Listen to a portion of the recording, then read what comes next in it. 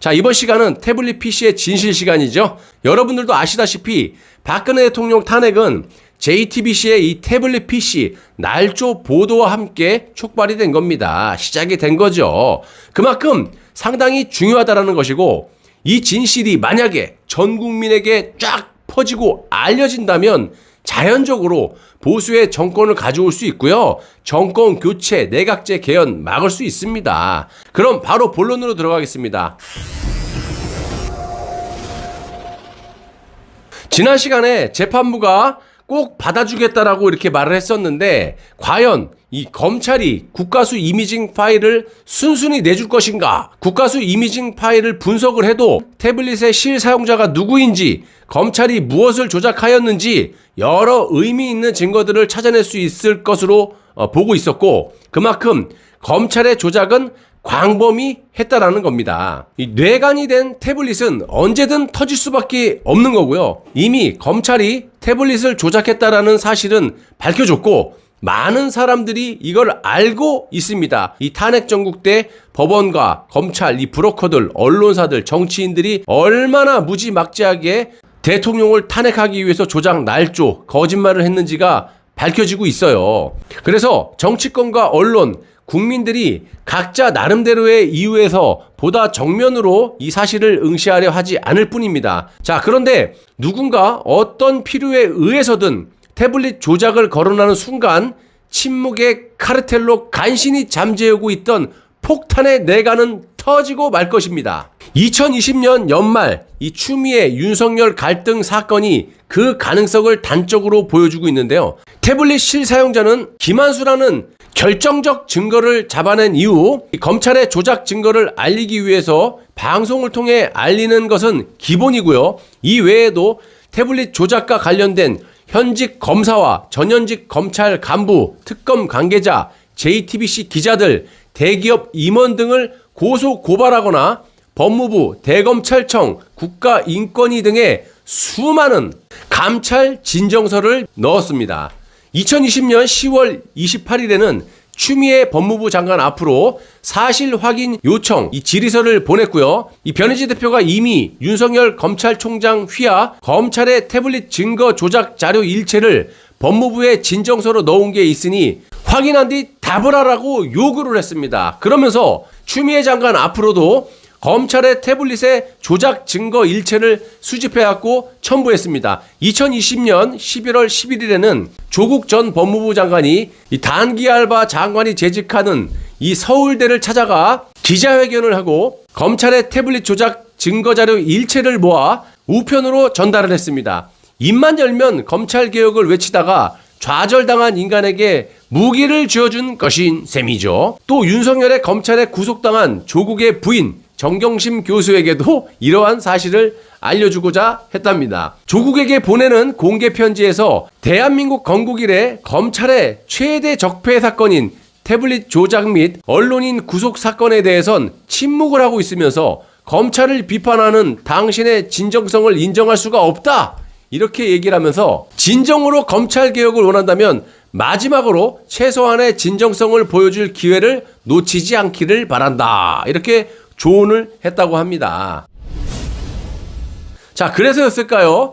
친노 세력의 좌장격인 추미애 법무부 장관이 2020년 11월 24일 전격적으로 윤석열 검찰총장에 대한 징계 청구 및 직무 배제 결정을 내렸습니다. 그러면서 발표한 징계 혐의 5개 중 첫 번째를 태블릿 사건의 관계자와의 부적절한 만남을 들은 겁니다. 자, 추미애는 브리핑에서 2018년 11월경 서울중앙지검장 재직 중 서울 종로구 소재의 주점에서 사건 관계자인 JTBC의 실질 사주 홍석현을 만나 공정성을 훼손할 우려가 있는 부적절한 교류를 하여 검사 윤리 강령을 위반하였다. 이렇게 언급을 한 적이 있었죠. 곧바로 법무부는 보도자료를 배포해서 이 사건은 태블릿 PC 보도가 가짜 뉴스라고 주장한 변희재 미디어워치 대표에 대해 JTBC가 고소한 사건이라고 설명까지 했습니다.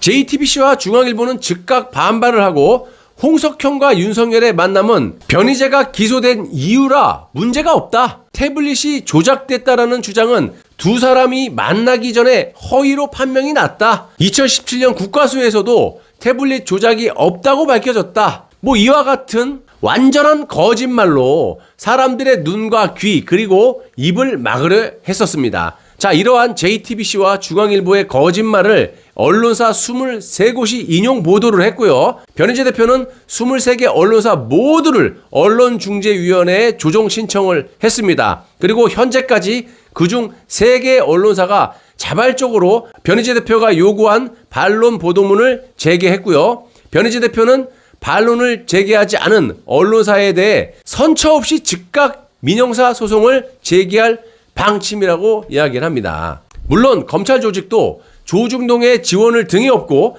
강력히 반발에 나섰습니다. 2016년 탄핵 이후 조용히 엎드려 있던 김수남 전 검찰총장도 중앙일보 인터뷰를 통해 툭 튀어나와가지고 추미애를 비판하기 시작했습니다. 검찰의 전형직 간부와 현직 평검사들까지 하나로 똘똘 뭉쳐서 추미애 비판에 가세한 거죠. 이 소동은 법무부 징계위원회가 윤석열 총장에게 정직 2개월을 의결하고 태블릿 사건 관련 언론사주와의 부적절한 교류 혐의에 대해선 불문 결정을 내리면서 일단락되기도 했습니다. 자, 여기서 불문이란 징계 사유는 인정되나 쉽게 말해 덮고 가자라는 정치적 판단을 내렸다라는 그런 의미입니다. 자, 이번 소동은 정부 여권과 야당 탄핵 세력 그리고 조중동 등 언론 재벌, 검찰 등 모든 플레이어가 태블릿이 조작됐다라는 사실을 감지하고 있다는 점을 드러냈다는데 의미가 있는 겁니다.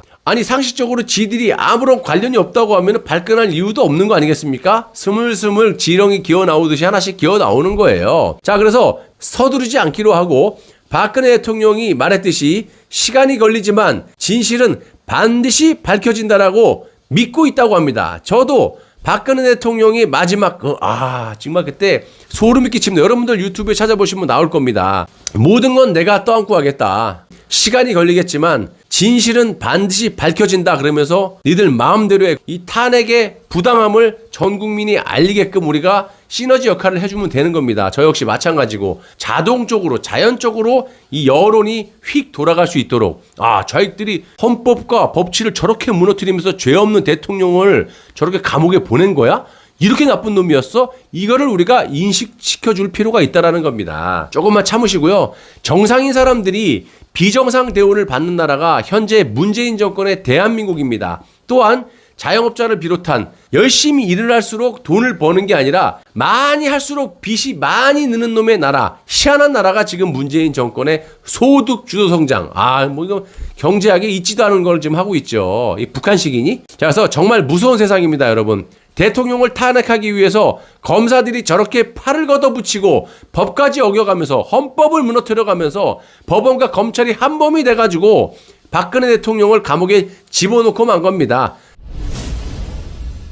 모든 팩트들이 저들의 잘못들이 드러나 있기 때문에 저들이 지금 잠을 못 자고 그냥 오줌을 질질 지리고 있다라는 겁니다. 저런 것들은 일반법으로 처벌해서는 안 된다고 제가 항상 말씀드리죠. 극형에 처해야 된다라고 봐요. 거제도의 포로 수용소에 그냥 천막은 없애버리고 가두리로 최소한의 철망만 쳐놓고 지들이 자급자족해서 물 먹고 싶으면 땅을 파갖고 지하수를 파먹던지 벼를 심어갖고 쌀을 수확해서 밥을 지어 먹던지 풀떼기를 뜯어 먹던지 알아서 생명이 끊어질 때까지 알아서 살아라 그래야 돼. 왜 깜빵에서 좋은 옷을 주고 영양사가 그냥 맛있는 고깃밥을 30세끼를 우리 세금으로 먹여주냐 이 말입니다. 지들이 알아서 살아야지. 그냥 눈이 오든 비가 오든 그냥 춥던 덥던지 알아서 그냥 벌판에서 살아라고 냅둬버려야 돼요. 자, 좌익들 손에 나라가 넘어가가지고 5천만 국민이 지금 이렇게 힘들어하고 있습니다. 누구 때문에?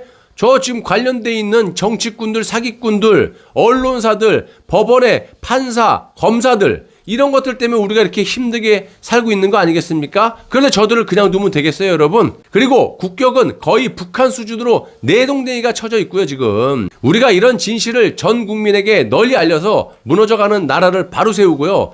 후손들에게 자유 대한민국을 물려줘야 됩니다. 저는 현명하신 여러분들을 믿고 가겠습니다. 언제까지? 할 때까지죠. 나라가 없는데 살아서 뭐합니까? 감사합니다.